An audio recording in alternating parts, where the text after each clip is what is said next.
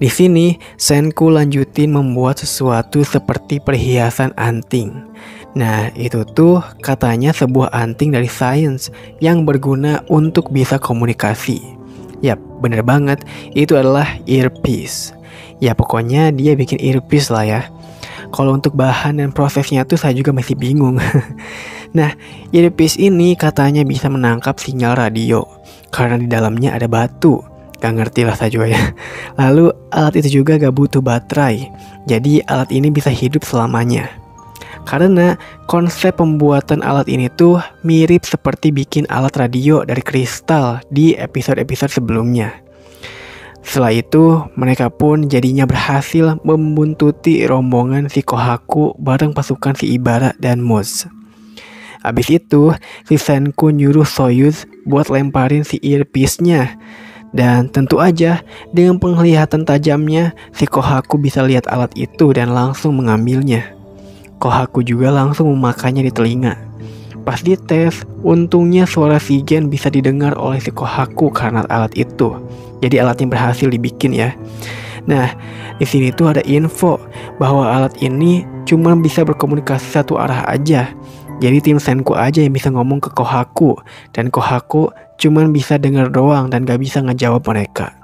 Oke deh, yang penting Kohaku udah pakai earpiece-nya dan bisa mendengar arahan dari Senku. Si Senku di sini langsung ngasih tahu tugas buat mereka semua. Jadi mereka bakal dibagi jadi 2 tim, yaitu ada tim mata-mata atau timnya si Kohaku dan ada tim science atau timnya si Senku. Tugas tim mata-mata adalah dengan mengumpulkan informasi sebanyak-banyaknya. Nah pokoknya ketika si Kirisame lagi sendiri, di saat itulah tim mata-mata harus bisa memancing emosi si Kirisame supaya dia bisa mengeluarkan alat pembatuan itu. Nah karena si Kirisame itu kuat banget ya, bahkan si Kohaku juga kewalahan lawannya, makanya mereka akan mengambil alat pembatuan itu ketika si Kirisame menggunakannya, yaitu pas alat itu dilemparkan ke udara. Yap, bener banget, lewat udara. Mereka bingung dong, gimana caranya mereka bisa ambil alat itu kalau ada di udara. Dan ya, ternyata si Senku berencana akan membuat sebuah drone untuk mengambil alat itu. Gen pun kaget banget.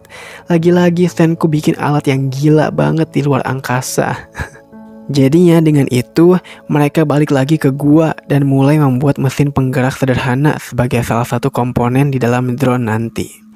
Pokoknya, dengan alat yang ada di lab, mereka jadinya bisa membuat mesin penggerak. Di sisi lain, si Kohaku dan lainnya udah nyampe di kerajaan si ketua pulau. Di sini juga ada kemunculan tokoh cowok baru yang merupakan salah satu penjaga terkuat di kerajaan itu. Namanya adalah Oarashi. Kohaku pun jadi bingung. Ternyata penjagaan kerajaan ini tuh lumayan ketat. Mereka harus bisa segera mempelajari kerajaan ini dan mencari celah di dalamnya. Tiba-tiba Kohaku menemukan sesuatu di kerajaan itu. Dia pun meminta ke si Amaryllis buat ngulur waktu selama si Kohaku pergi melihat sesuatu itu. Jadinya dengan itu, buat ngalihin perhatian para penjaga, si Amaryllis pun menggodanya. Dan hal itu pun berhasil. Mereka semua tergoda dengan kecantikan si Amaryllis. Karena berhasil, si Kohaku langsung pergi untuk melihat sesuatu itu. Nah, pas udah dipastiin apa itu, dia pun langsung balik lagi ke si Amaryllis dengan cepat. Untungnya, dia bisa tepat waktu balik lagi ke sananya tanpa ketahuan. Si Kirisame yang ada di sana juga untungnya nggak sadar tadi si Kohaku pergi.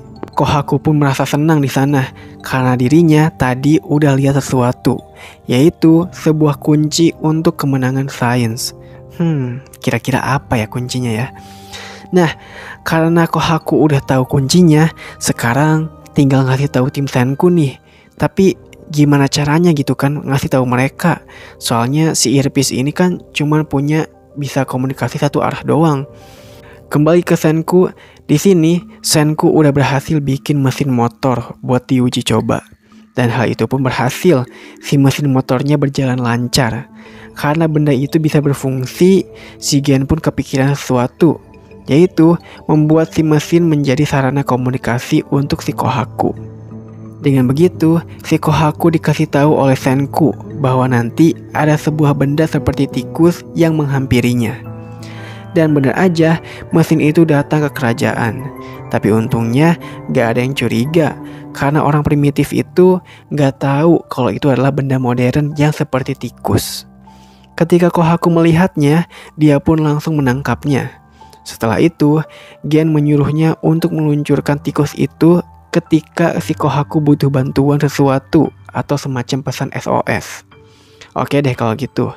Awalnya mereka bingung nih, gimana nih caranya kasih tahu tim Senku bahwa Kohaku udah nemuin kunci kemenangan sains. Soalnya kan orang primitif ini belum mengenal huruf ya, meskipun dulu sempat diajarin sih. Tapi karena mereka lupa tentang huruf-huruf itu, ya udah deh, Kohaku bakal ngirim pesan pakai gambar aja jadinya. Setelah itu, si tikus pun dilepaskan dan kembali ke si Suika. Suika pun ngasih surat itu ke si Senku. Senku pun tahu kalau ini adalah gambar, tapi dia gak tahu apa maksud yang mau Kohaku katakan melalui gambar itu. Dengan begitu, biarlah si Gen yang menganalisa maksud dari gambar itu. Menurut si Gen, kita perlu menempatkan diri kita sebagai si Kohaku, yaitu yang menulis pesan itu. Kira-kira apa yang mau Kohaku sampaikan di surat ini? Terus juga kita harus pahami situasi yang kira-kira Kohaku alami ketika bikin surat ini. Pastinya Kohaku dalam keadaan terdesak dan harus buru-buru bikin gambarnya. Dan tentunya gambarnya harus yang mudah dimengerti oleh tim Senku. Jadi gak sekedar gambar doang yang jelas banget objeknya, tapi gambar yang emang cuma dikenal oleh tim Senku dan lainnya. Jadi gambar ini berupa istilahnya apalagi kalau bukan dari sains. Senku mulai tersadar dan mulai memikirkan maksud dari gambar itu satu persatu. Dan akhirnya dia pun dapat jawabannya. Gambar pertama itu tuh bukan es krim, melainkan benda plastik yang pernah mereka dapetin. Gambar keduanya mereka mengira bahwa itu seperti darah, karena hanya itu yang bisa jadi kemungkinannya. Terus gambar ketiga, ada si Hyuga yang megang tombak. Nah, karena yang menonjolnya itu tombak, pasti petunjuknya ada di tombak itu. Tapi tombak apa nih? Tombak besar, kuat, atau panjang? Nah, pokoknya di antara itulah ya. Nah, gambar keempatnya adalah sebuah mesin, atau bisa aja mesin penghangat atau perapian. Nah, kalau dilihat-lihat dari manfaatnya, perapian itu bisa membuat orang merasa hangat, nyaman dan atau lainnya lah gitu ya. Oke deh, dengan semua petunjuk dan perkiraan itu, mereka akan menyusun kata-kata yang sekiranya menjadi pesan dari si Kohaku. Nah, balik ke Kohaku, di sini si Kohaku ngasih tahu bahwa akar dari pohon besar itu adalah tempat tinggal si ketua pulau. Ternyata di tempat itulah kunci sains berada. Karena bentuk akarnya bulat tidak beraturan, jadi udah dipastiin bahwa itu adalah buatan manusia. Yang dimana Kohaku menyadari bahwa itu adalah benda bulat yang selama ini mereka cari, yaitu kapsul luar angkasa Soyuz yang di dalamnya ada platina. Kembali ke Senku, dengan Senku yang berusaha menyusun kata, akhirnya dia bisa nemuin kata yang cocok dengan pesan si Kohaku. Yang bunyi pesannya adalah kami menemukan platina. Senku pun bangga banget dengan tim mata-mata itu. Jadi kalau udah dapetin platina itu, tinggal selangkah lagi nih, yaitu membuat cairan pembangkit dan membangkitkan semua penduduk di kapal dari sinar pembatuan. Asli, keren banget nih anime.